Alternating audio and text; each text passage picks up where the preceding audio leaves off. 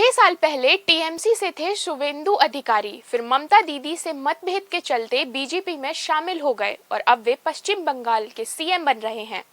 अमित शाह के करीबी रहे शुवेंदु के नाम का ऐलान भी अमित शाह ने किया। आइए देखते हैं कौन है शुवेंदु अधिकारी जो बन गए हैं पश्चिम बंगाल के पहले बीजेपी के सीएम। नमस्कार, मैं हूं वेदिका रिछारिया। पश्चिम बंगाल में पहली बार बीजेपी का कमल खिलाने में अहम भूमिका निभाने वाले शुवेंदु अधिकारी को पार्टी ने अब बड़ी जिम्मेदारी दी है। कोलकाता में हुई बीजेपी विधायक दल की बैठक में केंद्रीय गृह मंत्री अमित शाह शुवेंदु अधिकारी को बीजेपी विधायक दल का नेता घोषित किया। उन्होंने शुवेंदु को माला पहनाकर उनका स्वागत किया।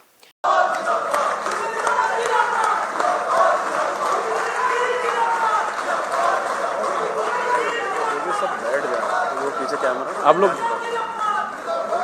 शुवेंदु अधिकारी के रूप में बीजेपी को न केवल बंगाल बल्कि पूर्व उत्तर भारत में एक हार्डकोर नेता मिला है।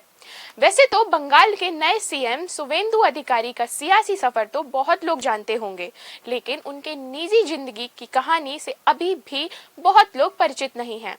हम आपको बताते हैं शुवेंदु अधिकारी के निजी जीवन से जुड़ी अहम जानकारियां।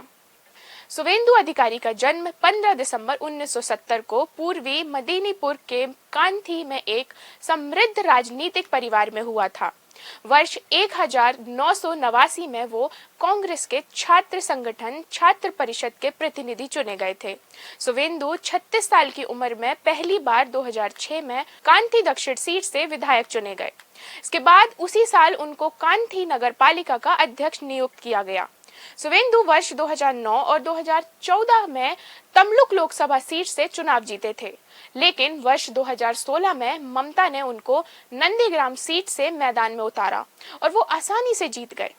शुवेंदु का राजनीतिक करियर भले ही 1990 के दशक में शुरू हुआ हो, लेकिन वर्ष 2007 में नंदीग्राम के अधिग्रहण विरोधी आंदोलन ने एक कद्दावर नेता के तौर पर उनकी पहचान स्थापित की।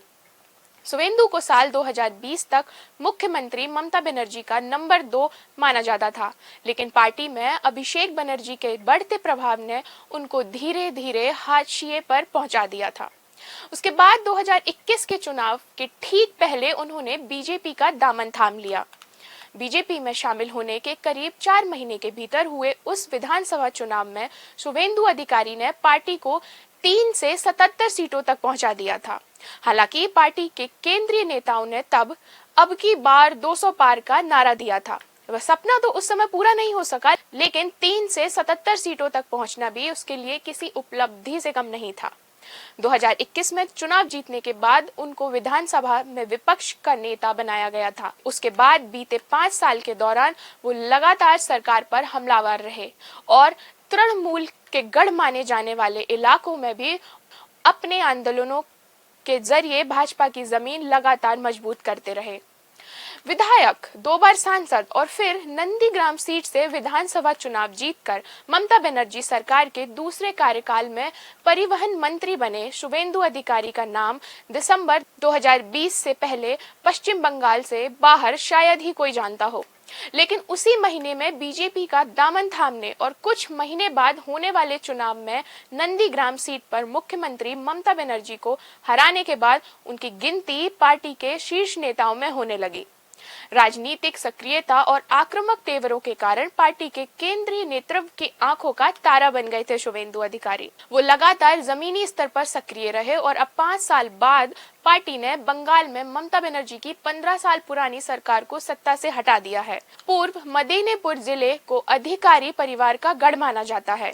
शुवेंदु के पिता और भाई भी तृणमूल कांग्रेस के टिकट पर लोकसभा और विधानसभा चुनाव जीतते रहे हैं। वे मनमोहन सरकार में मंत्री भी रहे। राजनीतिक विश्लेषकों का कहना है कि तृणमूल कांग्रेस को सत्ता तक पहुंचने में जिस नंदीग्राम आंदोलन में अहम भूमिका निभाई थी, उसके मुख्य आर्किटेक्ट शुवेंदु ही थे।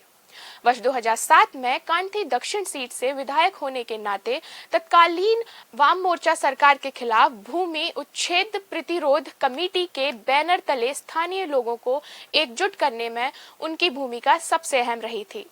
तब नंदीग्राम में प्रस्तावित केमिकल हब के लिए जमीनी अधिग्रहण के खिलाफ आंदोलन की सुगबुगाहट शुरू हुई थी।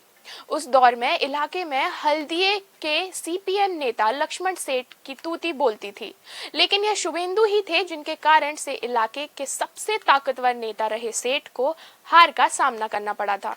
शुभेंदु अब पीएम मोदी और अमित शाह के आंखों का तारा हैं। यही वजह है कि बीजेपी ने इस बार सरप्राइज न देते हुए शुभेंदु को सीएम पद का अधिकारी घोषित किया। पूरा वीडियो देखने के लिए शुक्रिया।